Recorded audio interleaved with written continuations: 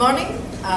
This is a randomized control trial pilot study in homeopathy as well as in India, where we have correlated anger with hypertension.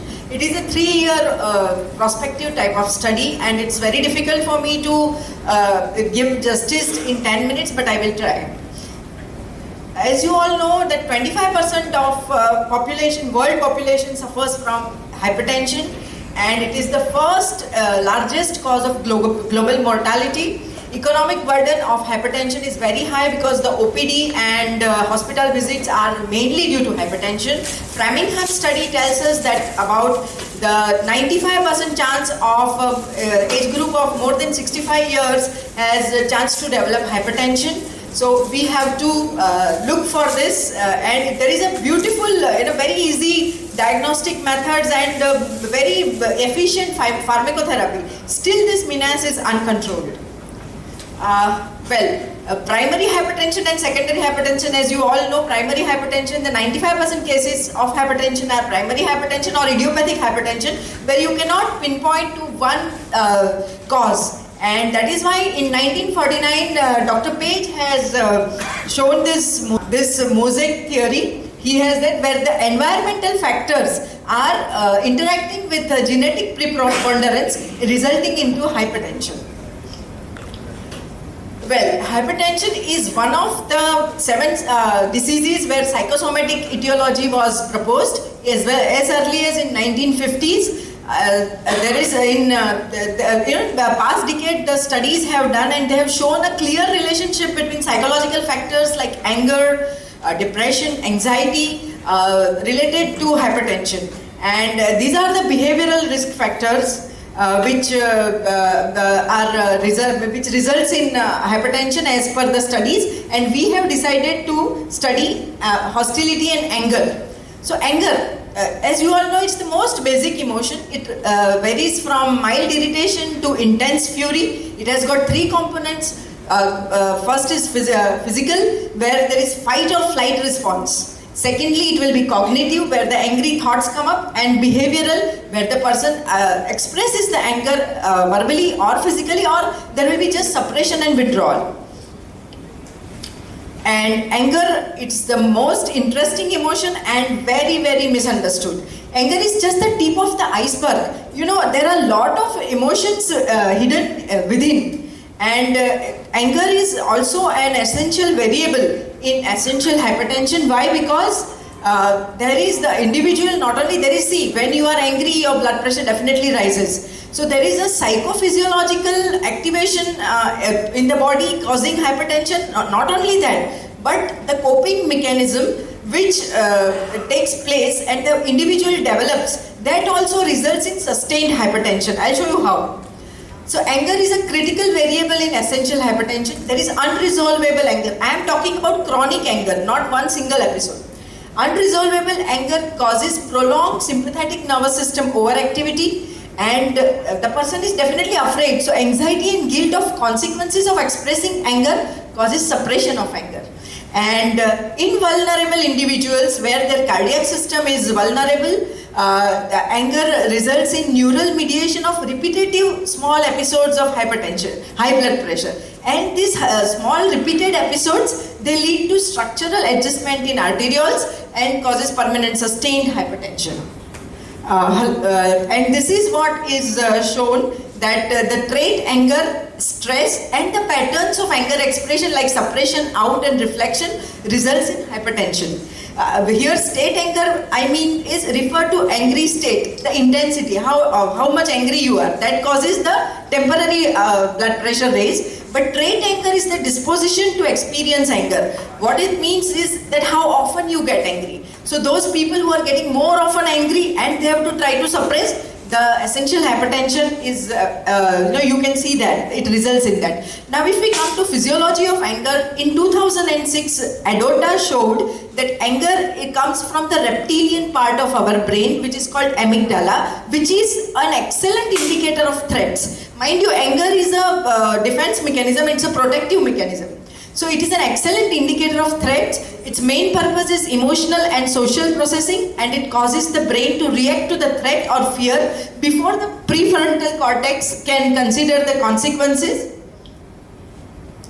And then the question comes is, can anger be measured? Well, since many decades, like around 20, 30 years back, the psychologists have developed the measurements where they ask questions and then depending upon the answer they evaluate the anger measurement. And there is now, with functional MRI, there is a definite, we can show that the components of brain that may produce an exaggerated blood pressure response to anger or stress. So this is possible. Now this is the modern concept of genesis of essential hypertension. As you can see that the psychological factors like anxiety, depression, anger, etc. Interacting along with environmental, behavioral and constitutional factors leading to changes in physiological process and then hypertension. You will be amazed that 200 years before Dr. Hahnemann has described the causes of chronic diseases, what I showed in previous slide, that there is fundamental maintaining an exciting cause of any chronic disease. Hypertension is one of them. And also in 211 aphorism, Organon of Medicine, he said that when you are treating a chronic disease, you have to take into account the mental symptoms and give prime importance, and then select the remedy, match the remedy mental symptom, and then prescribe. So that is what brings to my research. The research question is whether there is a relationship between components of anger and hypertension in the patients coming to our OPD. And does homeopathic medicine selected on the basis of case taking, totality, taking anger as a main clinical criteria in patients of mild to moderate, because our ethics committee didn't allow us to take patients of higher blood pressure. So mild to moderate essential hypertension are more effective than standard care treatment of hypertension. Standard care is the allopathic antihypertensives. This is the concert diagram of our research, randomized control trial, which explains you the methodology. We screened more than 350 patients of essential hypertension. The diagnosis was confirmed with related investigations like ECG, X-ray, USG and blood biochemistry. And the 172 patients, 112 males and 60 females who gave their informed voluntary consent were enrolled in the study as per the ethics committee guideline. They were given at the beginning. Let me tell you first that from this there were more than 50% cases were having hypertension already, and they were already on antihypertensives, allopathic. So we then selected them, and then a thorough case taking was that they were divided into two arms by simple randomization, and intervention arm and control arm. And they were given all the patients were given the advice of DASH, that is diet to avoid systemic hypertension, lifestyle changes, exercise. They were also told about the harmful effects of anger. And we performed a test called STAXI-2. STAXI-2 is State Trait Anger Expression Inventory 2. That is a psychological test where we ask questions and the patients answer, and then we quantify anger in numbers. So that is what is done, and then every 2 weeks there was regular follow-up, and subjective and objective criteria were evaluated, and we were checking the blood pressure, as well as we were telling the patients who were affording should buy a home blood pressure monitor machine and check the blood pressure and keep a record, and then they will be given. This is the socio-demographic data, this is clinical indices, and the result I would like to show you is that except straight anger, all the components have statistically significant reduction. And this is the beginning. This is the patient who were on antihypertensives. In the control arm, we had to start in mild patients also hypertension medicine, whereas in intervention arm they were maintained on just similimum. And at the end of 6 months in intervention arm, we could stop 33% patient the antihypertensives and reduced in 28% patients.